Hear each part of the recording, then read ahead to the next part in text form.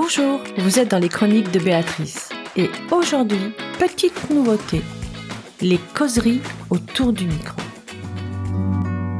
Bonjour, aujourd'hui je suis de nouveau avec François Rastol, quelques jours après le début de son exposition à l'ombre d'une goutte de pluie. Je vous invite à écouter un entretien que j'avais eu avec lui juste avant son exposition. Bonjour François. Bonjour Béatrice. Dans quelques jours, tu vas inaugurer ton exposition. Effectivement, oui. Une exposition qui s'appelle « À l'ombre d'une goutte de pluie », exposition qui va mêler tes photos et tes peintures. C'est ça. J'aimerais en savoir un petit peu plus sur cette future exposition et je vais me permettre de te poser quelques questions si ça ne te dérange pas. Vous êtes bien curieuse, mademoiselle. Nous allons y commencer. Pourquoi avoir choisi le titre « À l'ombre d'une goutte de pluie » pour cette nouvelle exposition ? Allez, c'est parti, il faut se livrer un petit peu. En fait, le titre, il est né d'un moment particulier de ma vie. À l'origine, cette série devait s'intituler « Le sentiment des choses ». Cependant, moi, je parvenais pas à faire dialoguer les photographies avec le texte que j'avais écrit en septembre 2021. Alors j'ai choisi et j'ai cherché une autre voie plus intime en m'appuyant sur une image qui m'accompagnait depuis longtemps. Ces instants où l'on pleure tant qu'il ne reste plus une seule larme, cette idée faisait écho à plusieurs expériences personnelles traversées au cours des 6 dernières années. À l'ombre d'une goutte de pluie, c'est alors imposé comme une évidence, ce titre portant lui une forme de paradoxe, puisqu'une goutte de pluie n'a pratiquement pas d'ombre. Pourtant, c'est précisément ce qui m'intéresse, ce qui subsiste après son passage, ce qui demeure invisible mais continue d'exister. Les œuvres présentées dans cette exposition, elles explorent cette trace discrète, cette empreinte émotionnelle laissée par les événements, les souvenirs et les transformations intérieures qui façonnent nos vies. Cette version renforce le lien entre le titre et puis votre expérience personnelle et la démarche artistique de l'exposition, tout en conservant une tonalité sensible et poétique. Qu'est-ce qui t'a conduit à faire dialoguer la peinture et la photographie au sein d'une même exposition ? Alors, le point de départ a été le format des photographies réalisées au Polaroid.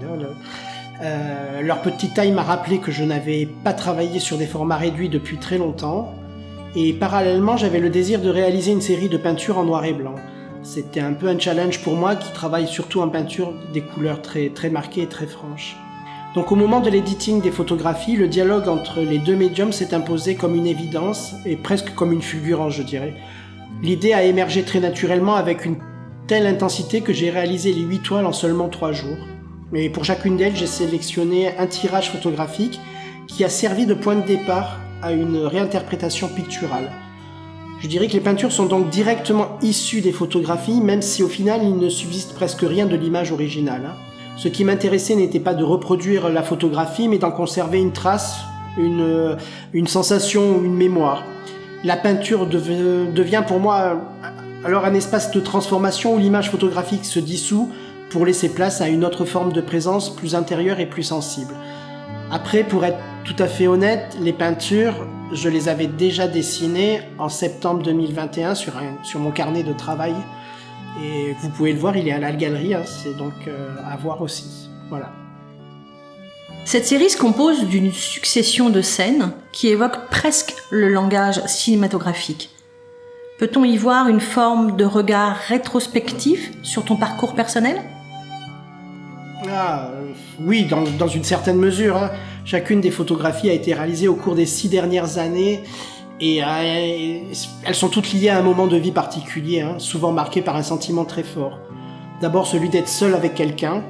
Cette sensation à la fois intime et paradoxale traverse une grande partie de cette série. Avec le recul, je constate aussi que mes travaux photographiques s'organisent souvent comme des séquences narratives proches d'un langage cinématographique.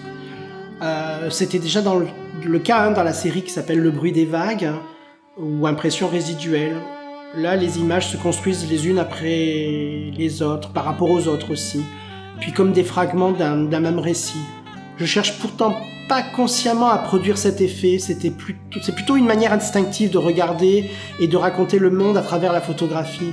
Je pense qu'on peut donc voir cette série plus comme une forme de regard rétrospectif, non pas au sens d'une autobiographie directe, mais comme une traversée de souvenirs, d'émotions, de situations vécues. Bon, les images, elles deviennent alors pour moi des traces d'une histoire personnelle qui se recompose progressivement dans l'espace de l'exposition. Ce rapport à la narration, et c'est d'ailleurs propre à mon travail photographique, en peinture je fonctionne différemment. L'image est moins liée à une temporalité ou à une succession d'événements et davantage à une présence immédiate, à une sensation ou à un état intérieur. Voilà comment je construis l'ensemble en fait. Suite à tes réponses, j'ai la sensation que tu nous livres un peu de ton intimité, un peu de tes sentiments. Est-ce difficile pour un artiste de parler de soi, même en photographie ? Je pense qu'un artiste ne fait que parler de lui-même, ou en tout cas que de sa propre vision. Je dis toujours que je n'expose pas, que j'impose aux autres une vision. Là, cette série, oui, elle est pas plus intime ou moins intime que les autres séries que j'ai faites précédemment. C'est juste que j'ai été beaucoup plus intransigeant sur la sélection des images, beaucoup plus intransigeant et plus honnête, aussi parfois moins réfléchi dans le côté est-ce que cette image va marcher, est-ce qu'on va la vendre ou pas la vendre. Je m'en suis pas posé ces questions-là. Je suis resté sur quelque chose de vraiment... Le mot sentiment est important parce que, comme je l'ai dit au tout début, cette série devait s'appeler Le sentiment des choses. Et c'est ce qui devait rester, même si j'ai changé le titre. Enfin, ça reste le sous-titre de l'exposition, puisque ça s'appelle À l'ombre d'une goutte de pluie ou Le sentiment des choses. Voilà, je pense que la notion de sentiment, oui, et d'intime, oui. Cependant, je pense que chacun va pouvoir y voir quelque chose ou projeter son propre sentiment ou ses propres émotions dans chacune des images. Et cette exposition, elle arrive par coïncidence ou pas à un moment clé de ta vie. Tu as, sans dévoiler ta vie privée, vécu 2 moments très marquants. Est-ce que cette exposition ne serait pas justement un bilan ? Alors, cette exposition, j'avais besoin de la sortir. En fait, j'ai une autre série qui devait sortir, qui est même prête déjà depuis 6 ans, que je n'ai toujours pas sortie. Cette série, cette série-là, je l'ai commencée donc en 2021, et les photos, j'ai dû les terminer entre 2024 et 2025, et les peintures, par contre, ont été faites en janvier 2026. La raison qui a fait que j'ai décidé de montrer cette série-là plutôt qu'une autre, c'est qu'elle correspondait pile poil à ce sentiment, encore une fois, de vulnérabilité que j'ai vécu pendant quelques années et des différentes difficultés personnelles que j'ai vécues. Et donc du coup, c'était hyper important pour moi de la sortir pour pouvoir passer à autre chose. C'est-à-dire que des fois, il faut sortir les choses, peu importe ce qui se passera avec, il faut que ça sorte. Et je me suis laissé dire, à titre personnel sur ce sujet-là, sors là, peu importe ce que les gens vont en penser, peu importe que toi-même ce que tu en penses, mais sors là parce que tu vas pas pouvoir continuer à faire quoi que ce soit tant que ça n'est pas sorti. Ta précédente exposition remonte à 2022. Qu'est-ce qui explique ce temps de maturation avant de présenter un nouveau projet ? Alors, l'exposition de 2022, elle était consacrée uniquement aux peintures. Et elle n'était pas initialement prévue. Ça a été un concours de circonstances. J'avais réalisé ces toiles sans intention particulière de les montrer. Puis il y a eu l'opportunité d'exposition qui s'est présentée, et puis j'ai choisi de la saisir. Avec le recul, ce fut une expérience très positive puisque l'intégralité de la série a été vendue. En réalité, si l'on considère mon travail photographique, le temps de maturation est bien plus long qu'en peinture. Il s'est écoulé près de 6 ans entre la série Prédateur et À l'ombre d'une goutte de pluie, si on compare en photographie. Et cet intervalle n'est pas le résultat d'une hésitation, mais fait pleinement partie de mon processus de création. Moi, j'ai besoin de ce temps pour éprouver les images, vérifier leur justesse et franchir différentes étapes de réflexion avant de considérer qu'une série est véritablement aboutie. La distance permet souvent aussi de révéler ce qui résiste au temps et ce qui, au contraire, relève d'une émotion plus passagère. C'est seulement lorsque cet équilibre est trouvé que je ressens le besoin de partager le travail avec le public. Et puis, d'une certaine manière, le temps est l'un des acteurs essentiels de ma pratique artistique. Il accompagne la création, Puis ça la transforme, ça lui donne sa véritable profondeur, puis moi j'ai appris à lui faire confiance et à le considérer comme mon meilleur conseiller. Le temps, c'est mon meilleur conseiller. Après Mouvement et Tourment, une série de peintures marquée par une palette très colorée, pourquoi as-tu fait le choix de revenir aujourd'hui au noir et blanc ? Alors, dans ma pratique picturale, la couleur, ça occupe habituellement une place particulière. D'abord parce qu'elle me permet de m'éloigner du réel pour construire un monde qui n'existe pas. Et moi, c'est sans doute pour cette raison qu'elle est si présente dans mes paysages en abstraction lyrique. Ça devient un moyen de créer, disons, une vision idéale, une forme de projection ou d'échappée. La photographie, en revanche, ça entretient un rapport plus direct avec le réel. Depuis plusieurs années, je privilégie le noir et blanc, d'abord parce qu'il correspond davantage à ma façon de regarder le monde, et puis de ce que j'ai vécu dernièrement aussi. J'aime, moi, ses contours incertains, ses contrastes marqués, sa capacité à faire émerger l'essentiel en éliminant le superflu. Le noir et blanc, ça cherche pas à embellir la réalité, il en révèle même parfois la fragilité, la tension ou la mélancolie. Pour cette série, il m'a donc semblé naturel de peindre également en noir et blanc. Alors c'était très compliqué parce que c'était vraiment la première fois. Ce choix répondait d'abord à une volonté de créer un dialogue cohérent entre les peintures et les photographies, ça c'est pour la partie un peu esthétique aussi, mais il était aussi profondément lié à l'état d'esprit dans lequel je me trouvais. Ces dernières années, elles ont été marquées, comme je vous l'ai dit, par une période de questionnement et de turbulences personnelles qui ont influencé mon regard. Au final, moi, ces peintures sont peut-être les œuvres les plus proches de ma perception du monde, telle que je le fais en photographie, paradoxalement, alors qu'elles sont issues des photographies. Alors, elles expriment parfois encore plus directement ma vision intérieure de la réalité contemporaine. Ouais, c'est un gros bordel, hein. On est plus habitué en peinture à des grands formats. Ici, les futurs visiteurs de cette exposition vont être surpris parce que ce sont des petits formats. Pourquoi créer des peintures aussi petites ?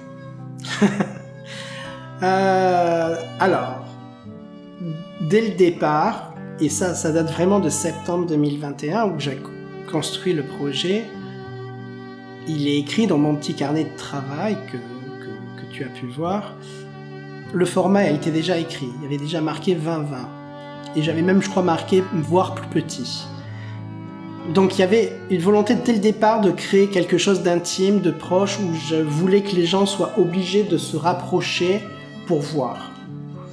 Ça, c'était la raison initiale, mais j'aurais pu en dévier, parce que personne ne savait très bien ce que j'avais écrit, donc j'aurais pu très bien dévier.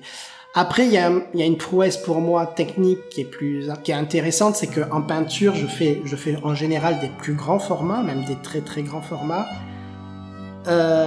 et c'est beaucoup plus facile de peindre du très très grand format. Dans un petit format, il faut aller à l'essentiel. Moi, je peins à l'huile, hein, donc il faut prendre le temps, faire attention à plein de petits détails. J'ai incorporé aussi pour la première fois de la matière. J'ai instauré des fils de couture de ma mère. Donc c'était un format qui s'est aussi imposé parce que au départ tout devait être en 20-20, en tout cas encadré au format 20-20, et j'ai voulu m'imposer ça. Alors, vous savez, dans une exposition, souvent on s'impose des règles, on se met des barrières, et là ça a été une des règles, et j'ai pas voulu m'enlever cette règle-là. J'aurais pu passer sur autre chose, mais je voulais que les photos et les peintures dialoguent.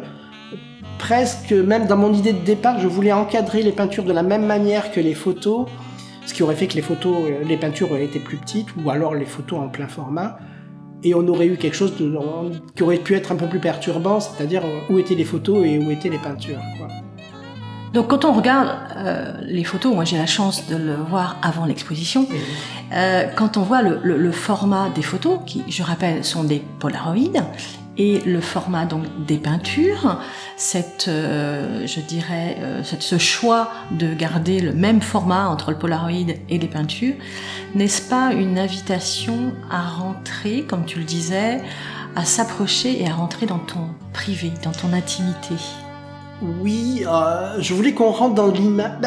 Déjà, c'est des images qui sont abstraites en photo. Là, les photos sont. Je travaille beaucoup sur le flou, mais là, elles le sont particulièrement. J'ai travaillé sur l'effacement de l'image aussi, des images qui disparaissaient. Il y a une photo qui est entièrement noire, juste avec quelques traits blancs. Alors pour l'information, ceux qui se posent la question, c'est le Havre, hein, c'est la ligne de crête du Havre qu'on voit au loin sur cette photo-là. Mais C'était ça justement, c'était obligé de regarder, et il y a quelques photos, de loin on dirait qu'il n'y a pas grand chose dessus, et puis plus on va s'approcher, plus on va voir les détails des immeubles qui sont derrière, et on voit les choses qui apparaissent. Et ça c'est ce que j'ai voulu vraiment faire ressortir, c'est-à-dire venez, approchez-vous et regardez. C'est des photos qui sont très contrastées, en noir et blanc très contrasté, mais vous verrez que même dans le noir il y a quelque chose.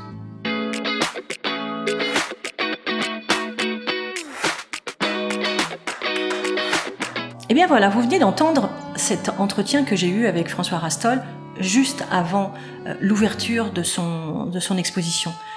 Je vous invite bien entendu, vous avez encore jusqu'au... 25 juillet.